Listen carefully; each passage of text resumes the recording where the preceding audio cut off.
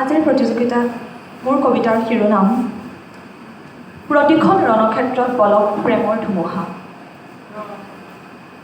সন্ত্ৰস্ত জনতা, বিক্ষিপ্ত সহনশীলতা, সনাহী শত্ৰুৰ চলনা আৰু কপটতাৰে ধূসৰিত জীৱনবোৰৰ প্ৰতিটো পৃষ্ঠাত দৃশ্যমান হয় কলুষিত মনৰ অবাধ দৌৰাত্ম্য। দেশৰ সুচক্ৰ মেদিনী ৰক্ষাৰ্থে এহাতে তেজৰ নদীত আত্মাহুতি দিয়াৰ কুচকাৱাজ আৰু আনহাতে সংকীৰ্ণতাৰ বুহাৰ মেলি দেশক তেজু স্নান কৰোৱাৰ অপকৃষ্ট প্ৰয়াস। সন্দিগ্ধ জনতাই আজি সন্দীপক জ্বলালে অপ্ৰত্যাশিত জুই, যাৰ দহনত দগ্ধ আই ধৰিত্ৰী, যি অনলৰ লেলিহান শিখাই গতি কৰিছে বিম্বা শব্দে সমন্বয়ৰ এনাজৰীডালত নিশ্চিহ্ন কৰাৰ দিশে।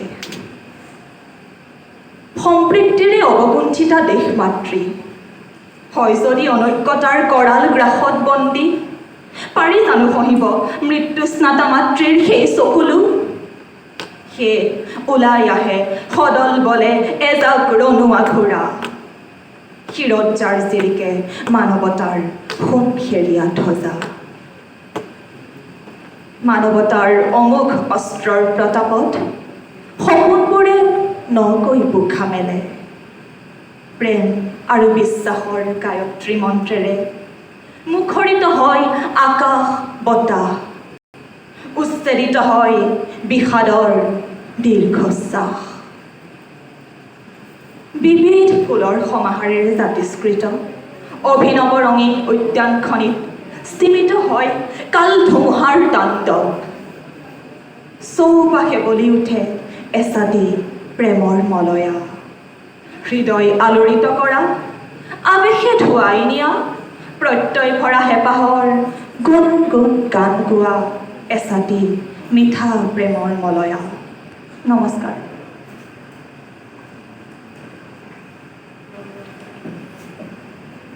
জাহ্নবী ন? হয় ছাৰ। আচ্ছা,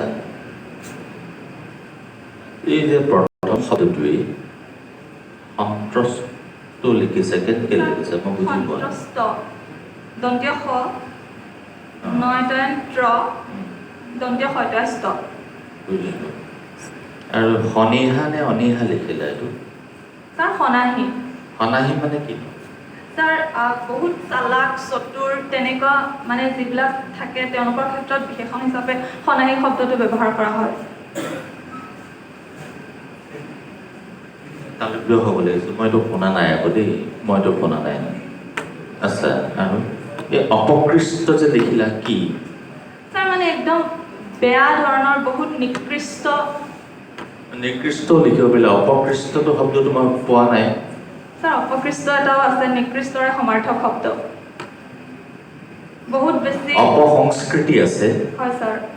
অপসংস্কৃতি আছে, অপকৃষ্ট নাই, নিকৃষ্টহে আছে। ছাৰ মই অপকৃষ্ট শব্দটোও পাইছোঁ। পাইছা? তোমাৰ লগত মই যোগাযোগত থাকিম। আৰু এটা কথা কোৱা, সন্দিগ্ধ জনতাই আজি সন্দীপক তাৰমানে কি বুজাব বিচাৰিছা? ছাৰ সন্দিগ্ধ অৰ্থটো হৈছে সন্দেহযুক্ত। জানো নহয়, সন্দিগ্ধ নহয়, সন্দেহযুক্ত নহয়। ছাৰ যাৰ ওপৰত মানে ডাউট পাৰি তেনেকুৱা। আৰু সন্দীপক? আৰু সন্দীপক মানে যিয়ে একুৰা জুই জ্বলাই তোলে, মানে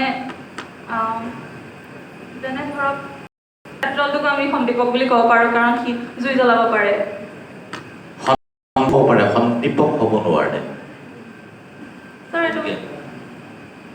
আৰু এটা লিখিছা তুমি, সম্প্ৰীতিৰে অৱগুণ্ঠিতা দেশ মাতৃ। অৱগুণ্ঠিতা শব্দ অৰ্থ কি? ছাৰ উৰণিৰ তলত থকা। উৰণিৰ তলত থকা। উৰণি লোৱা ছোৱালী। হয় ছাৰ, মানে ছোৱালীয়ে ল'ব উৰণি লোৱা ছোৱালী, অৱগুণ্ঠিতা, হয়নে? হয়।